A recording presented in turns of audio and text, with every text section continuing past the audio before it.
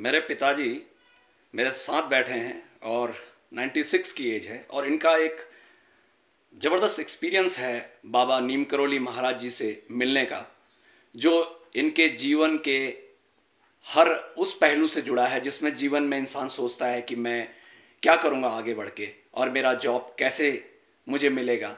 और मेरे फादर का जो कन्फर्मेशन हुआ था उस वक्त जो उनके दिमाग में संशय था उसके विषय में उन्होंने अपने विचार रखे हैं।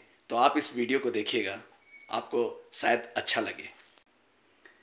आप एक प्रोफेसर रिटायर्ड हैं स्टेट इंस्टीट्यूट इलाहाबाद से और आपका रिटायरमेंट हुआ था 1989 में और उसके बाद आप अल्मोड़ा आए। तो आपके जीवन में वैसे तो काफ़ी आपके अनुभव रहे होंगे, लेकिन आज जो एक विशेष कारण है आपसे बात करने का वो ये है कि हमारे नीम करोली महाराज जी के साथ आपका साक्षात्कार हुआ था। हाँ, वो कैसे हुआ और किस तरीके से हुआ उसके विषय में आपसे कुछ जानना चाहेंगे। अच्छा। तो उस वक्त आप कहाँ पे से थे और किस तरीके से आप महाराज से मिलने के लिए गए या कैसे आपकी मुलाकात रही?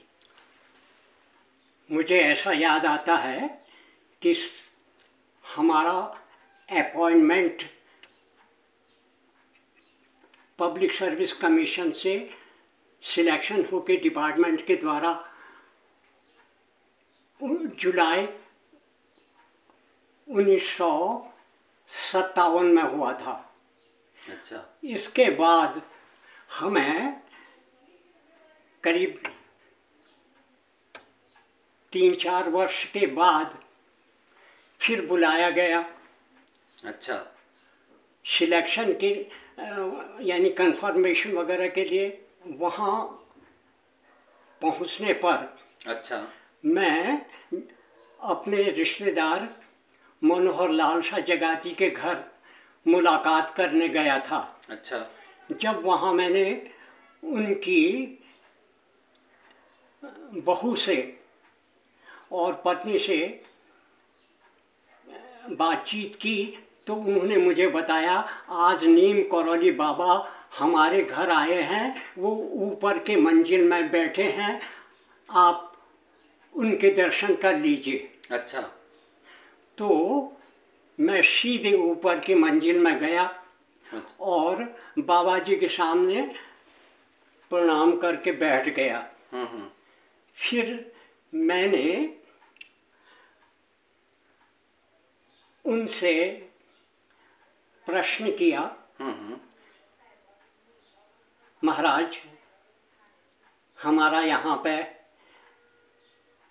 इंटरव्यू होने वाला है सर्विस के संबंध में। हाँ। तो उन्होंने मुझसे कह दिया कि तुम यहाँ क्यों आए? अच्छा। मैंने कहा सर्विस के संबंध में इंटरव्यू देने के लिए आया हूँ। अच्छा। तुम क्यों आए? अच्छा। उन्होंने फिर से मुझसे सवाल पूछ दिया। तो मैंने उनसे कहा कि वही अपनी सर्विस के संबंध में कंफर्मेशन वगैरह के संबंध में यानी परमानेंट अपॉइंटमेंट के संबंध में मैं यहाँ पे अपने अन्य साथियों के साथ आया हूँ। अच्छा। तो उन्हें फिर ऐसा ही सवाल पूछ दिया, क्यों आए? अब मेरे समझ में नहीं आ पाया कि मुझसे ऐसे प्रश्न क्यों कर रहे हैं। खैर जो कुछ भी है मैंने उनसे सीधे कह दिया, फिर मेरे सर्विस का क्या होगा। अच्छा।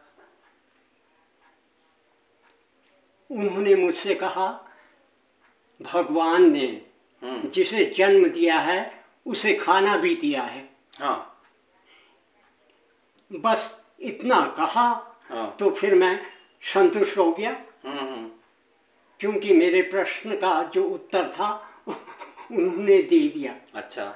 इतना जरूर है। बाद में मैंने सोचा कि उन्होंने ये बार बार मुझसे क्यों कहा कि तुम क्यों आए हो, तुम क्यों आए हो। मैं समझ गया क्योंकि जब हम वहाँ गए पब्लिक सर्विस कमीशन में, तो हम डायरेक्टर भी उसका, एजुकेशन डायरेक्टर भी उसका मेंबर था। अच्छा। हाँ, क्योंकि हमारा विभाग की सिलेक्शन हो रहा था। तो डायरेक्टर के पास गए, हमने कहा साहब हम तो यहाँ पहुँच गए हैं नारायण नगर पिथौरागढ़ से, लेकिन वहाँ तो कोई नहीं है ऑफिस में। तो डायरेक्टर ने हमें बताया, अरे वो जो इंटरव्यू आपका लेने वाले एक्सपर्ट्स थे वो नहीं पहुंच पाए हैं। अच्छा। हाँ, उनका कुछ दूसरा एंगेजमेंट हो गया था जिसकी वजह से वे नहीं पहुंच पाए हैं, इसलिए आप फिर वापस चले जाइए। अच्छा, तो आप लोग वापस गए? फिर हम तब मैं समझ गया ओहो ऐसी चीज़ थी जिसकी वजह से ऐसा हुआ। तो खैर अब उन्होंने तो आशीर्वाद मुझे पहले ही दे दिया था।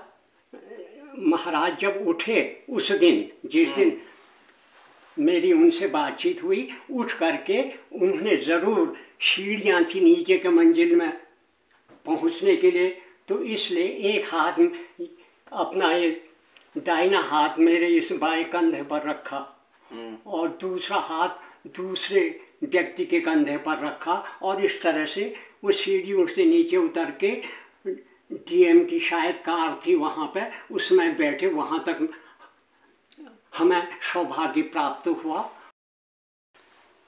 तो आपके कहने का मतलब ये था कि नीम करोली महाराज जी ने ये कहा कि भगवान ने जिसको पैदा किया है उसको खाना भी देगा। हाँ। तो ये जब उन्होंने आपसे कहा तो आप मुझे क्या बताएंगे कि कितने समय के बाद आपको दोबारा कॉल किया गया यूनियन पब्लिक सर्विस कमीशन से, जिससे कि आपका कंफर्मेशन हुआ?